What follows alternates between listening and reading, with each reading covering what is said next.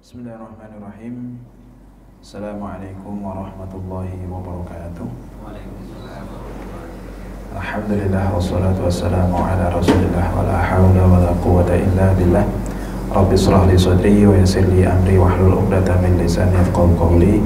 Allahumma 'allimna ma yanfa'una wanfa'na bima 'allamtana warzuqna 'ilman nafi'a amin ya rabbal alamin.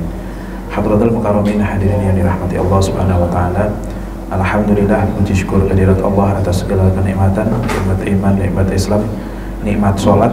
Alhamdulillah kita sudah menjalankan sholat zuhur, yang mana itu kewajiban, yang kalaupun seorang hamba itu cuma menjalankan sholat 5 waktunya tok, gak usah pakai ba'diyah qobliyah katakanlah, itu insya Allah sudah menjadi hamba yang sangat beruntung. Kenapa? Karena tidak semua hamba itu kemudian diberikan kenikmatan bahkan hanya melaksanakan sholat yang fardu. Terlepas dari khusyuk nggak khusyuk, dari kemudian setelah sholat menjadi tambah tenang atau tidak dan segala macam, kita itu sudah diberikan kenikmatan sholat, merupakan anugerah yang tidak Allah berikan kepada setiap hambanya. Itu harus benar-benar menjadi landasan kita, bahwasanya kita harus selalu bersyukur kepada Allah Subhanahu wa Ta'ala. Tak lupa salat serta salam mari kita sajikan ke junjungan kita Nabi Agung Muhammad SAW, dengan penuh harap semoga kita termasuk umat yang akan mendapatkan syafaat di yaumil qiyamah nanti. Amin ya rabbal alamin.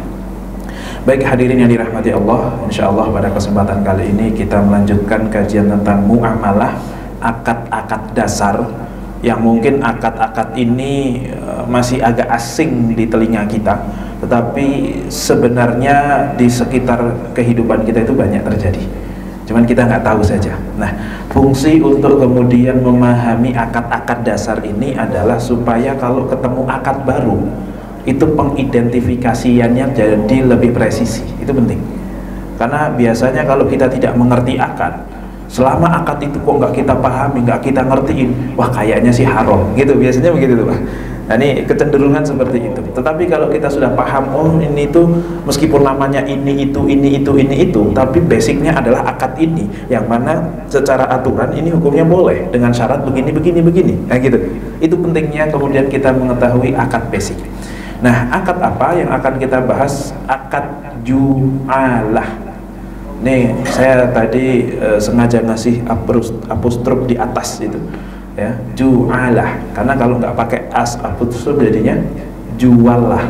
Nah, jualah itu artinya dijual lah gitu ya. Itu dua hal yang berbeda. Jualah itu ya jual motor, jual apa. Ini ju'alah pakai ain, atau dalam bahasa lain disebut sebagai ji'alah. Bisa ju'alah, bisa ji'alah.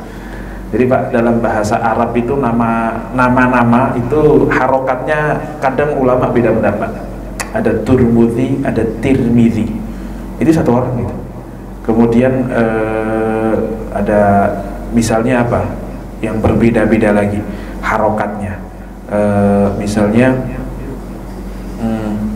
ya beberapa lah di dalam Arab itu kemudian harokat itu bisa berubah-ubah.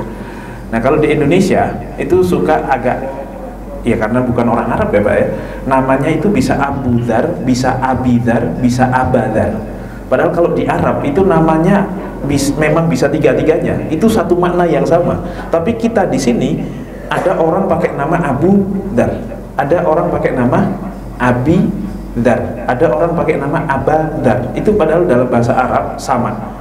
Satu orang dengan nama Abu Dzar itu di lain kesempatan bisa berubah menjadi Abadar, karena memang secara bahasa memungkinkan, mengharuskan, tidak hanya memungkinkan. Nah gitu. Oke, tapi intinya di sini ada ju'alah, ada ji'alah. Ini dua kata yang mengandung makna yang sama. Nah, apa pengertiannya? Pengertiannya adalah iltizamu 'iwadin ma'lumin ala amalin muayyanin ma'lum, yaitu menjanjikan imbalan tertentu. Jadi imbalannya harus maklum, harus sudah ditentukan dari awal. Ya, jadi upahnya harus tertentu dari awal. Ala amalin muayyanin ma'lumin, atas suatu pekerjaan yang sudah diketahui tujuannya apa. Meskipun pekerjaannya nanti tidak diketahui. Au majhulin ya'suru dhabtuhu, ataupun pekerjaan itu tidak diketahui, yang susah untuk membatasinya. Oke. Intinya di sini gampangnya kalau persamaan dengan bahasa Indonesia itu adalah sayembara. Sayembara itu tidak selalu di 17-an Agustus Panjat Pinang gitu ya, tapi sayembara itu pokoknya siapa yang bisa melakukan ini berhak ini. Kurang lebih seperti itu. Ini akadnya dalam Islam seperti apa, boleh atau tidak, kemudian nanti aplikasi di dalam kehidupan kita itu contohnya apa saja. Nah, kita akan bahas insya Allah pelan-pelan. Oke. Ketentuan ju'alah, ada beberapa ketentuan yang harus kita pahami. Ya, ini pokoknya Pak, tidak usah terlalu dibikin beban, nggak usah kayak model kuliah. Pokoknya anggap saja nyapi sholat daripada nggak ngapa-ngapain, nyender sambil dengerin Ustaz ngomong. Paham syukur, nggak paham ya udah, gitu aja Pak ya. Pokoknya ya, jangan terlalu dijadiin beban. Ja'il, pertama, ja'il akad untuk beri upah kepada amil dalam suatu pekerjaan. Ja'il itu artinya orang yang menjanjikan upah. Yang pertama, ja'il berakad untuk memberikan upah kepada amil. Amil itu orang yang bekerja dalam suatu pekerjaan. Kemudian upahnya itu harus sudah diketahui ketika akad. Misalnya contohnya, barang siapa yang bisa menemukan kucing saya yang hilang, maka akan saya kasih uang sekian. Itu harus sudah ada nominalnya. Pada dasarnya harus ada. Meskipun nanti ada beberapa pengecualian sedikit sekali, dan itu pun bukan berarti tidak diketahui tapi pakai prosentase misalnya. Karena nanti di dalam akad ijarah itu tidak boleh. Harga harus sudah ditentukan. Kemudian yang berikutnya, upah itu diberikan ketika selesai. Tidak boleh upah duluan baru kerja. Kalau upah duluan baru kerja, itu namanya ijarah atau sewa, menyewa atau jasa. Tapi kalau sayembara itu kerja dulu, ketahuan ada hasilnya baru dapat upah. Yang mana inti daripada upah adalah hasil. Sudah kerja tapi nggak berhasil, ya nggak dapat apa-apa. Ya, meskipun ada orang lain yang mungkin nggak terlalu kerja tapi dapat hasil, ya sudah, berarti dapat upah. Karena inti daripada upah di sini adalah hasilnya. Berbeda dengan akad jasa. Kalau akad jasa, misalnya bangun rumah harian, pokoknya sehari 200.000 kuli misalnya seperti itu, atau 150.000 katakanlah begitu. Ternyata dia yang diperhitungkan itu 10 hari selesai, ternyata selesainya 20 hari, ya tetap dia berhak 20 kali 150.000. Kan gitu. Kenapa? Karena jasa. Ini pekerjaannya jasa, bukan kemudian ju'alah. Bukan ju'alah tapi ijarah. Kemudian orientasi ju'alah itu adalah hasil, bukan pekerjaan. Sehingga orang yang memperkerjakan tadi, barang siapa yang menemukan kucing saya, maka akan saya kasih hadiah duit 20 juta misalnya. Kok kemudian sudah ada orang yang keliling kemana-mana pakai motor, ngabisin bensin, nanya sana nanya sini, udah gitu harus makan di warung apa segala macam, dia sudah habis duit 2 juta tapi belum ketemu kucingnya. Berhak gak dia nuntut kepada pemilik kucing, mohon maaf saya sudah mencari sekitar seminggu, habis duit 2 juta tapi juga belum ketemu, ini semua bonnya saya kasih, tapi ini dalam rangka untuk mencari kucing Anda. Meskipun kucing Anda nggak ketemu, tapi saya udah keluar duit banyak, jadi saya mohon untuk diganti 2 jutanya ini. Berhak nggak dia meminta itu? Tidak. Kenapa? Karena ini akad jualah, bukan akad ijarah. Nah, kecuali kalau ijarah, oke, ketemu nggak ketemu, dia sudah bekerja, kan gitu. Nah ini maka akad jualah itu boleh apa enggak? Karena kan dia jadi rugi dong. Dia jadi rugi, padahal dia tidak berhak mendapatkan kompensasi. Nah itu gimana hukumnya? Oke. Kemudian jika tidak berhasil, maka amil tidak berhak upah meskipun sudah berusaha. Nah kemudian tidak disyaratkan adanya pembatasan pekerjaan, yang penting hasilnya. Maksudnya apa? Tidak dibatasi. Misalnya barang siapa yang bisa mencari kucing saya maka dapat sekian. Cara mencarinya tidak perlu dibatasi, tidak usah dibatasi. Tidak boleh kok kemudian tapi dengan cara jalan kaki. Ya harus jalan kaki. Ya terserah dia, yang penting ketemu. Orientasinya itu hasil. Berbeda dengan kalau misalnya barang siapa yang bisa mengantarkan saya ke sana dengan pakai motor atau pakai mobil atau pakai apa? Nah, ini kan sudah ditentukan di awal. Ini nanti masuknya ke ijarah. Oke, kemudian yang berikutnya pekerjaannya juga harus halal. Pekerjaan dalam ju'alah adalah pekerjaan baru ada manfaat bagi ja'il jika berhasil. Nah, pekerjaan yang bisa dijadikan sebagai objek untuk ju'alah itu hanya pekerjaan yang kalau berhasil baru si orang yang akan memberikan hadiah itu dapat manfaat. Tapi kalau belum berhasil, maka dia belum dapat manfaat apa-apa. Sehingga kalau kayak tadi, barang siapa yang bisa bangunkan rumah saya dengan model seperti ini, maka akan saya kasih hadiah sekian. Ternyata ada orang yang mencoba, di tengah jalan ternyata dia nggak sanggup lagi meneruskan. Nah, apakah kemudian si pekerja ini bisa disebut sebagai ju'alah? Jawabannya tidak. Kenapa?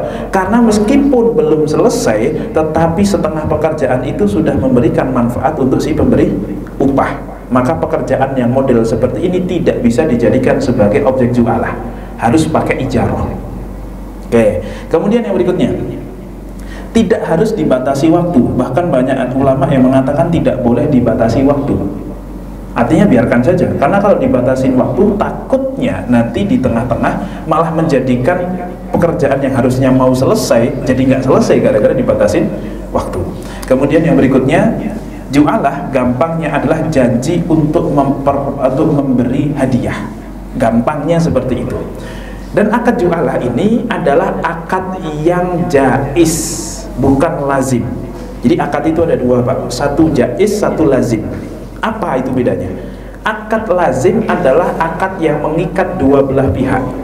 Sudah terjadi akad, tidak boleh kemudian membatalkan salah satu pihak, tidak boleh. Kalau mau batal, harus dua belah pihak batal semuanya. Sedangkan kalau akad jaiz itu akad yang cuman ada ijab tapi tidak ada qabul, sehingga kapan dia mau cancel itu terserah dia. Nah, akad ju'alah ini akad jaiz. Katakanlah dia awalnya membuat pamflet gitu, yang bisa menemukan kucing saya akan saya kasih 20 juta misalnya. Terus selama 3 hari dia mikir, kayaknya kucing saya udah mati, udah cancel aja deh. Meskipun itu setelah 3 hari itu sudah banyak yang mencoba untuk mencari, tiba-tiba di cancel oleh pemberi hadiah, itu boleh. Wah, terus kalau mereka protes gimana? Wah, saya udah nyari nih, udah hampir ketemu, masa kemudian di cancel? Ya terserah dia, itu memang haknya dia. Berbeda kalau akad ijarah, Pak, pokoknya sampean bersihin bersihkan kolam renang saya atau mungkin kebun saya, nanti akan saya kasih uang sekian. Oke, deal. Itu akad sudah terjadi. Maka kalau sudah terjadi deal, ini uangnya dikasih kemudian berangkat, itu tidak bisa di cancel kecuali kedua belah pihak sepakat untuk meng-cancel. Nah, terserah inisiatif dari siapapun monggo. Tapi kalau ju'alah itu hanya satu pihak. Karena memang dia juga tidak menunjuk siapapun, pokoknya siapapun deh yang mau dan bisa, maka dapat. Ya kalau nggak mau nggak apa-apa, karena ada risikonya tetap. Oke, nah hukumnya apa? Nanti kita bicara dalilnya dulu. Yang pertama surah Yusuf ayat 72. Qalu nafqidu suwa'al maliki wa liman ja'a bihi hiblu ba'irin wa ana bihi za'im. Mereka menyeru, kami kehilangan piala raja. Ini piala atau gelas atau pokoknya terbuat dari emas nih. Kami kehilangan emasnya raja, hartanya raja. Dan siapa yang dapat mengembalikannya akan memperoleh bahan makanan seberat beban unta, dan aku yang akan menanggungnya. Ini kata Nabi Yusuf. Nabi Yusuf pada saat itu jadi sekretaris raja, ya, jadi menterinya raja. Kemudian di hari paceklik itu kan, Nabi Yusuf itu kan ada masa di mana dia masuk penjara. Kemudian setelah masuk penjara dia keluar malah jadi menteri. Setelah jadi menteri, rajanya ngimpi gitu kan, rajanya ngimpi, kemudian Nabi Yusuf keluar dari penjara jadi menteri. Kemudian ditafsirkan sama Nabi Yusuf bahwasanya ini akan terjadi 7 tahun masa panen, masa luar biasa produktifnya, tapi setelah itu akan ada 7 tahun masa sulit, masa paceklik. Nah, salah satunya adalah mereka bikin lumbung segala macam untuk menghadapi 7 tahun yang paceklik itu. Nah, ketika paceklik itu, maka Nabi Yakub dan seluruh anaknya selain Nabi Yusuf itu datang ke Raja Mesir untuk meminta makanan, untuk meminta jatah.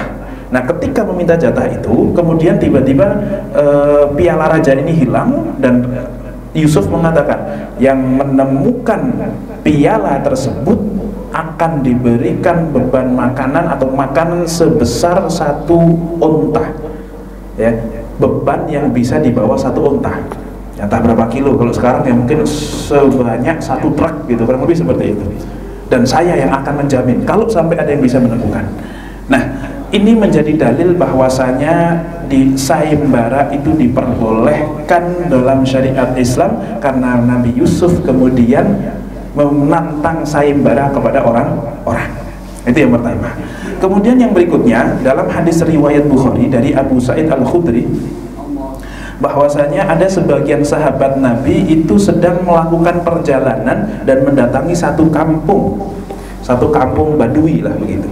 Di kampung Badui tersebut mereka minta suaka, datang untuk minta suaka, untuk kemudian minta, ya bertamu lah, minta dijamu makan, minum segala macam, untuk istirahat sejenak saja.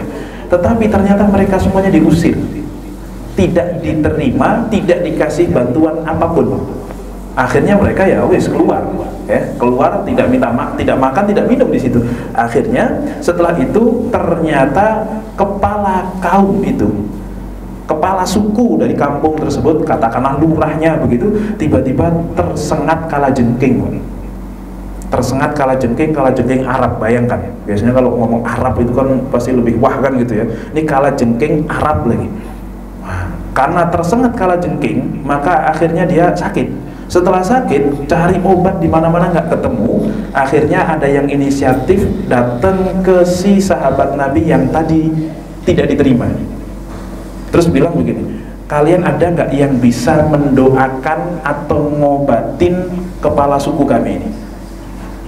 Kemudian para sahabat Nabi itu menjawab, oh mohon maaf, kami nggak mau bantu, karena tadi kamu juga nggak mau bantu kami, kecuali kok setelah kami bantu dan berhasil, kami mendapatkan upah sekian kambing. Oke, kalau gitu iya oke, saya janji gitu, saya akan berikan hal itu. Akhirnya datanglah seorang sahabat, dia membaca suratul Fatihah. Setelah membaca suratul Fatihah, dia mengumpulkan ludahnya dan menaruh ludahnya itu di kepalanya atau di tempat sakit yang tersengat kalajengking di si pemuka kaum itu. Dan ternyata dia sembuh. Setelah sembuh, maka para sahabat Nabi ini berhak mendapatkan beberapa ekor kambing. Nah, setelah mendapatkan beberapa ekor kambing mau dikonsumsi, sebagian sahabat Nabi bilang jangan dikonsumsi dulu, jangan diterima dulu. Kita harus lapor Nabi dulu apakah ini halal atau tidak.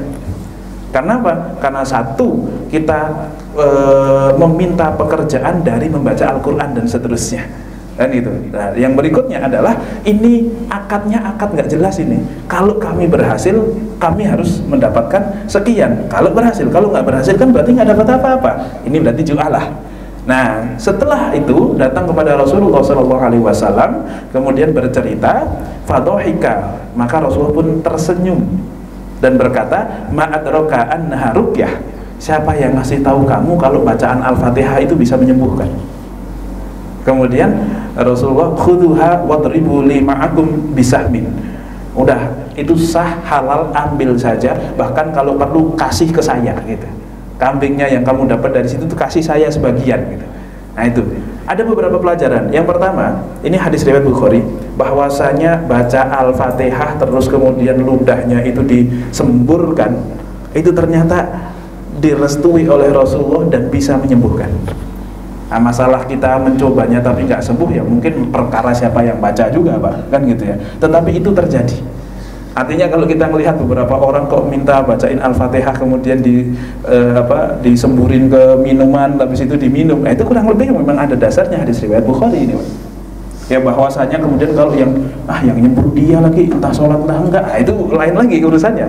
Tapi bahwa itu bisa dilakukan, boleh dilakukan, boleh. Cuman manjur apa enggak, itu urusan lain, kan begitu.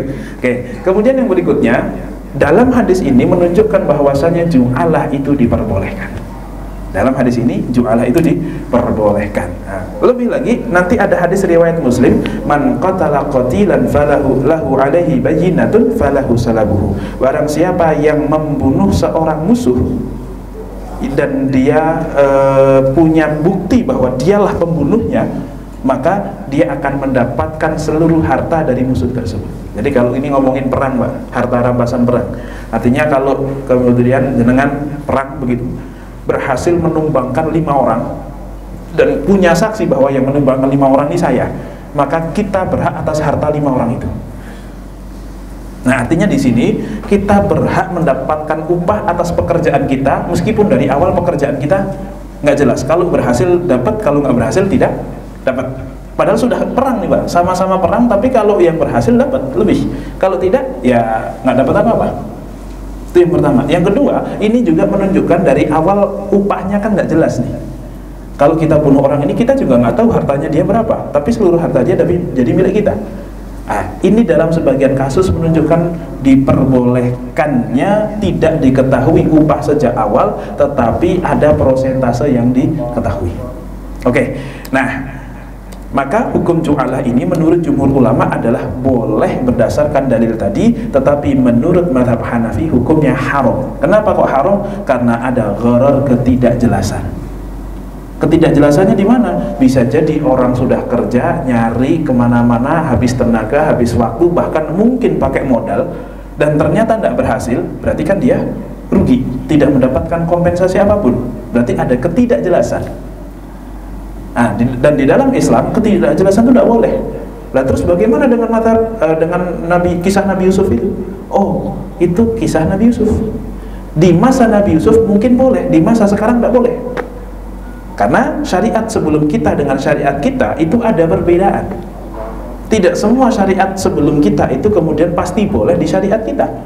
Sebagaimana di masa Nabi Yusuf itu juga, Nabi Yakub dan orang-orang dan anak-anak yang lain, siapa namanya, Yahuda, kemudian pokoknya yang nyeburin Nabi Yusuf ke sumur, itu kan ujung-ujungnya sujud kepada Nabi Yusuf. Dan sujud kepada manusia itu kalau di zaman Nabi boleh nggak? Zaman sekarang, zaman Nabi Muhammad boleh nggak? Sudah tidak boleh. Ini syariat yang berbeda. Ya, jadi di masa itu boleh ya, itu syariat kita tidak boleh. Kenapa? Karena ada ghorornya. Itu kata mazhab Abu Hanifah. Tetapi jumhur ulama membalas, ghoror yang haram itu adalah ghoror yang keuntungan sebagian pihak merupakan kerugian pihak lain. Artinya kalau judi, Pak, kalau jenengan menang berarti saya rugi. Nah, kemenangan jenengan itu atas kekalahan saya, kemenangan saya atas kekalahan orang lain. Tetapi kalau dalam sayembara, ketika ada misalnya, pokoknya yang bisa menemukan kucing saya kasih hadiah 5 juta, yang nyari 5 orang, yang berhasil 1, atau katakanlah tidak ada yang berhasil sama sekali dari kelima-limanya ini. Pertanyaannya, 5 orang ini rugi nggak? Padahal sudah mencari kok nggak dapat apa-apa. Rugi nggak, Pak? Rugi memang. Tetapi apakah kerugian 5 orang ini merupakan keuntungan dari orang yang menemukan, yang pengen mencari kucing itu? Keuntungan nggak? Jadi kalau 5 orang ini nggak ada yang berhasil, berarti saya untung. Ada nggak kayak gitu, Pak? Nggak ada. Bukan merupakan keuntungan dia. Maka ini bukan merupakan gharar yang diharamkan. Karena saya juga pengennya ketemu. Saya keluar 5 juta nggak masalah, tapi ketemu. Nah, kalau kamu sudah nggak bisa menemukan, saya juga nggak untung atas kamu nggak berhasil itu. Beda kan kalau judi? Kalau judi kan kita pengen orang lain tidak berhasil, karena kalau dia tidak berhasil berarti kita yang berhasil. Tapi kalau dalam ju'alah, ya kalau bisa kamu berhasil supaya saya juga ikut berhasil menemukan kucing, meskipun saya harus berkeluar 5 juta.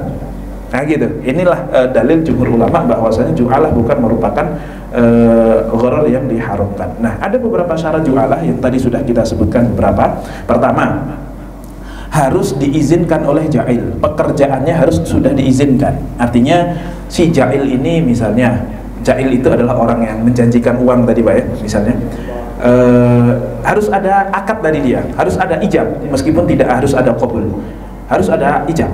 Artinya saya punya kucing hilang, kalau yang bisa menemukan maka akan saya kasih sekian, itu baru boleh ju'alah terjadi. Tapi kalau tidak ada kata-kata itu, artinya begini, saya punya kucing, kebetulan hilanglah kucing saya itu, dan tetangga saya tahu bahwasanya kucing saya itu hilang.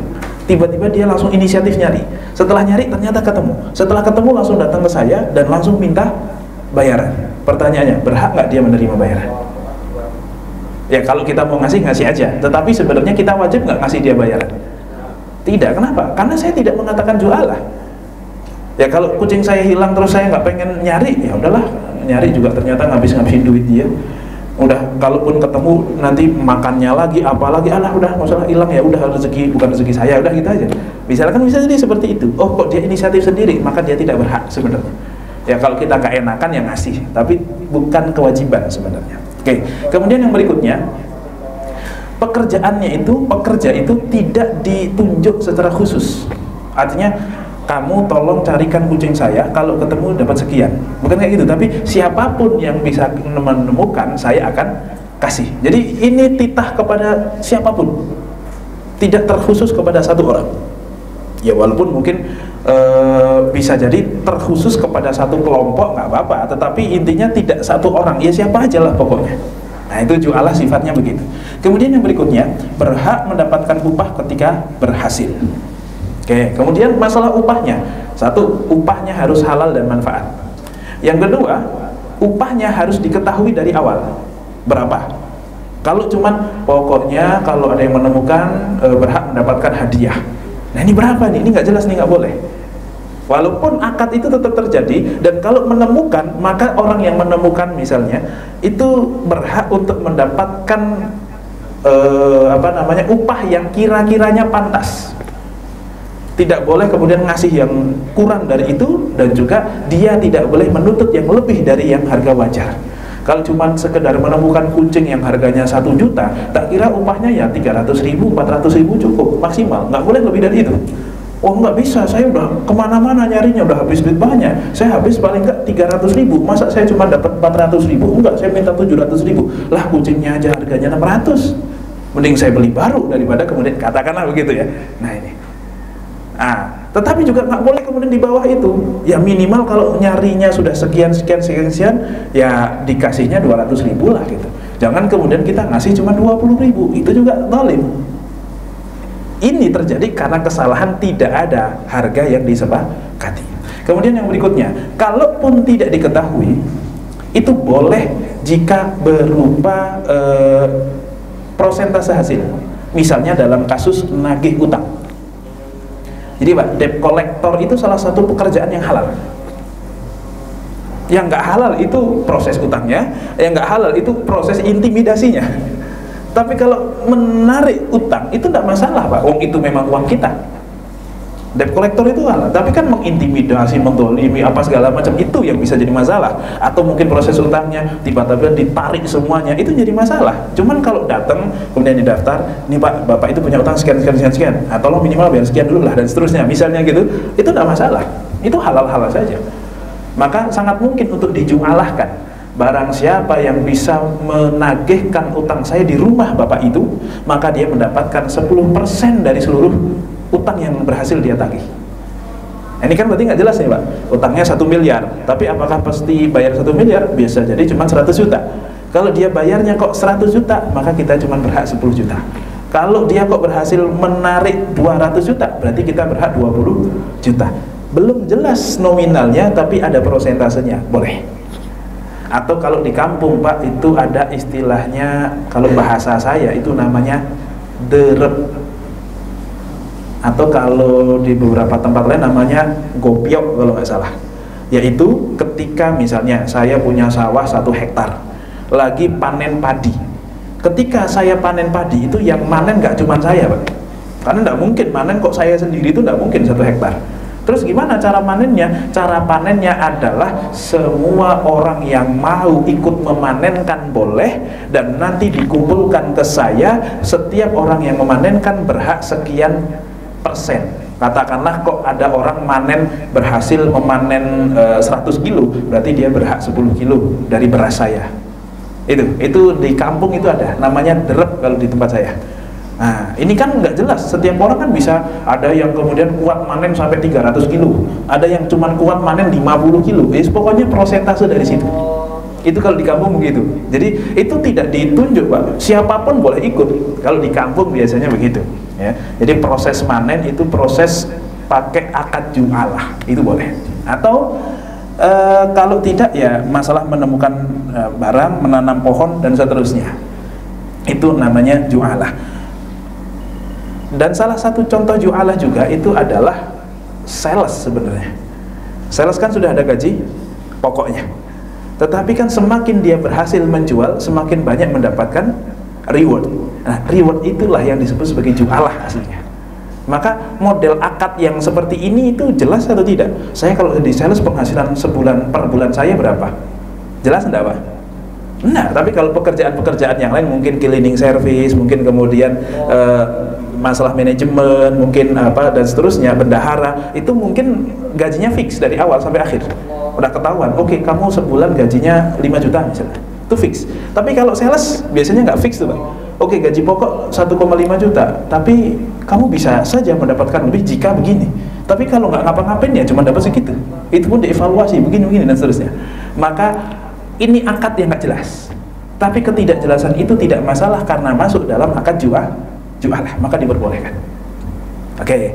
Nah, apalagi ya yang contoh yang lain? Contohnya misalnya tebus murah. Nah, tebus murah itu sebenarnya akad ju'alah itu. Karena si pihak, katakanlah Indomaret, Pak, ya, pernah nggak menebus murah barang-barang di Indomaret, Pak? Saya sih juga belum pernah, tapi saya sering ditawarin sekalian tebus murahnya, Kak, kan biasanya gitu. Nah, apakah itu akad multi akad? Tidak. Sebenarnya kita dihadiahi untuk bisa membeli harga dengan barang lebih murah gara-gara kita melakukan suatu pekerjaan. Apa pekerjaan kita? Pekerjaan yang kita lakukan adalah membeli barang sampai nominal sekian, maka akan mendapatkan hak untuk membeli harga dengan harga lebih murah. Misalnya, karena saya sudah habis 200.000 belanja, Pak, kalau mau beli roti ini harga aslinya 20.000, tapi karena Bapak sudah belanja 200.000, berhak untuk menebusnya dengan harga 5.000 saja. 15.000-nya di diskon misalnya. Itu akad ju'alah sebenarnya di situ. Nah, jadi tidak terlalu perlu bahwasanya wah ini halal atau haram. Itu halal karena itu masuk ke dalam akad ju'alah. Kemudian yang berikutnya, syarat dari pekerjaan, 1, dia harus halal. 2, harus ada usaha untuk meraihnya. Maksudnya apa ada usaha untuk meraihnya? Jadi begini, misalnya saya tadi kehilangan kucing saya, yang mana yang menemukan akan saya kasih duit 1 juta.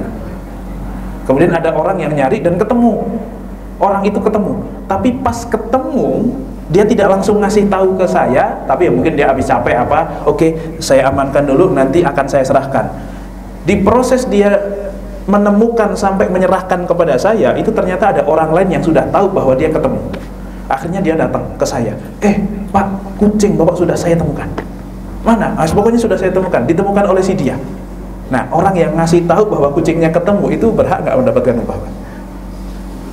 Enggak, kenapa? Dia tidak melakukan pekerjaan yang saya minta. Yang saya minta itu adalah mencari kucing, bukan mengasih tahu siapa yang ketemu kucingnya, bukan itu gitu. Nah, ini kan berbeda. Kemudian yang berikutnya, bukan syarat pekerjaan itu bukan merupakan kewajiban si amil. Misalnya nyari kucing hilang, yang menemukan akan dapat, yang menemukan itu adalah yang nyolong.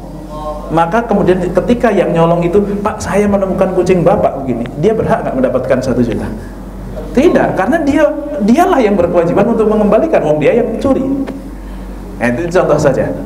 Nah, termasuk di dalamnya adalah orang-orang yang memang punya kewajiban secara khusus untuk mencari atau melindungi.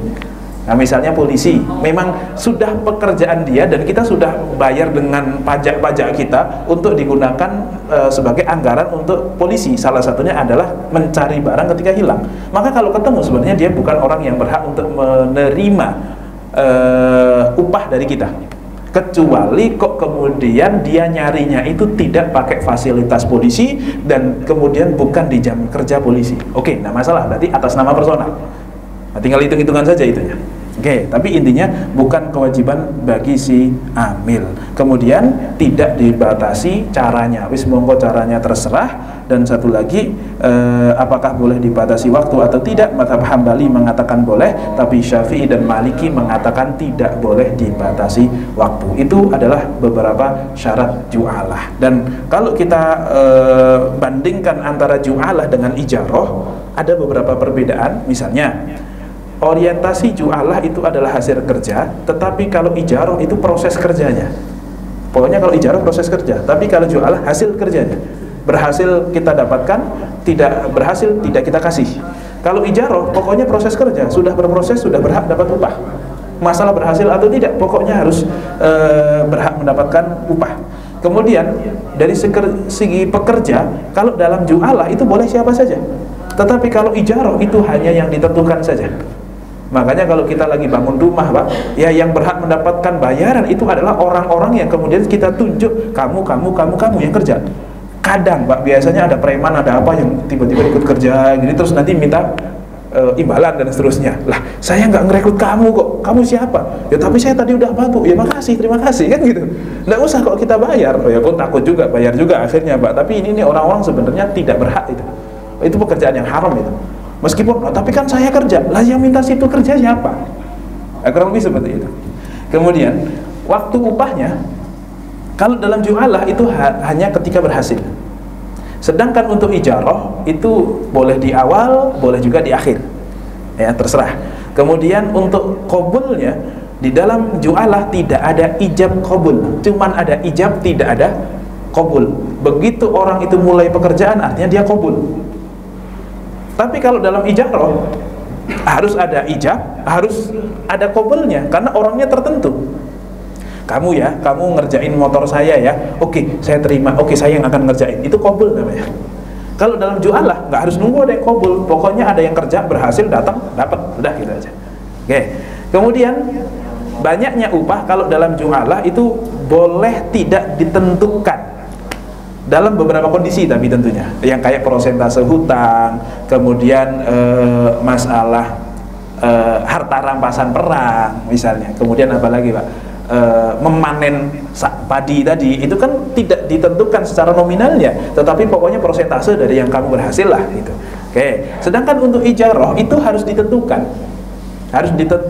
kemudian dapatnya berapa, untuk kerja sekian lama, waktunya harus ditentukan. Nah, keterikatan kalau ju'alah itu jaiz, ya, kalau ijarah itulah lazim.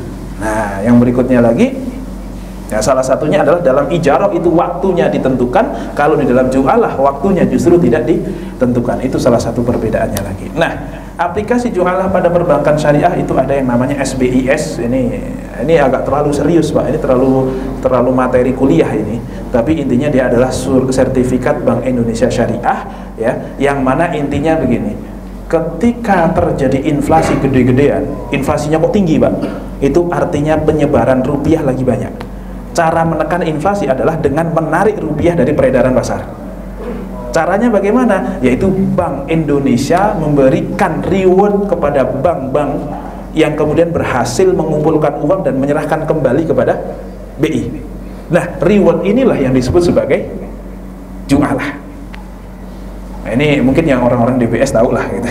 SBIS, surat sertifikat Bank Indonesia yang syariah. Mungkin ada yang tidak syariah gitu. Tapi intinya mendapatkan reward karena dia bisa mengumpulkan likuiditas yang kemudian tersebar di masyarakat untuk menekan, untuk masalah kebijakan moneter lah, untuk kemudian menekan inflasi. Karena semakin banyak uang tersebar, maka semakin terjadi inflasi, harga-harga semakin mahal. Tapi kalau rupiah ini kok kemudian ditarik ke bank, dikumpulkan, kemudian yang tersebar di masyarakat itu cuma sedikit, maka uang ini akan jadi berharga, sehingga dia akan lebih berharga dibandingkan barang-barang. Intinya begitulah, terjadi moneter itu keseimbangan antara harga dengan rupiah, nilai tukar rupiah dengan barang lah, kurang lebih seperti itu.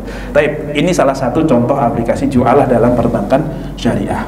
Allahu a'lam bishawab. Saya kira cukup untuk materi kita pada kesempatan siang hari ini. Semoga bisa difahami. Kalaupun tidak bisa difahami, ya semoga ada manfaatnya lah gitu kan ya. Karena memang ini akad-akad basic yang mungkin tidak terlalu banyak kita dengarkan, tetapi insya Allah kalaupun tahu tidak ada ruginya, kalaupun tidak tahu ya anggap saja kita ngambil berkah di sini bareng-bareng orang soleh. Kalaupun kita di sini kok ngaji bareng, entah ada yang paham entah nggak ada yang nggak paham, semoga kita tetap masuk surganya bareng-bareng lah gitu. Amin ya rabbal alamin. Mungkin cukup itu dari saya. Sebelum kita akhiri, ada tanya jawab? Tidak usah ya, 1+5 kayaknya. Cukup, kita cukupkan. Tidak usah ada tanya jawab, lain kali saja. Allahu a'lam bishawab. Billahi taufiq wal hidayah. Assalamualaikum warahmatullahi wabarakatuh.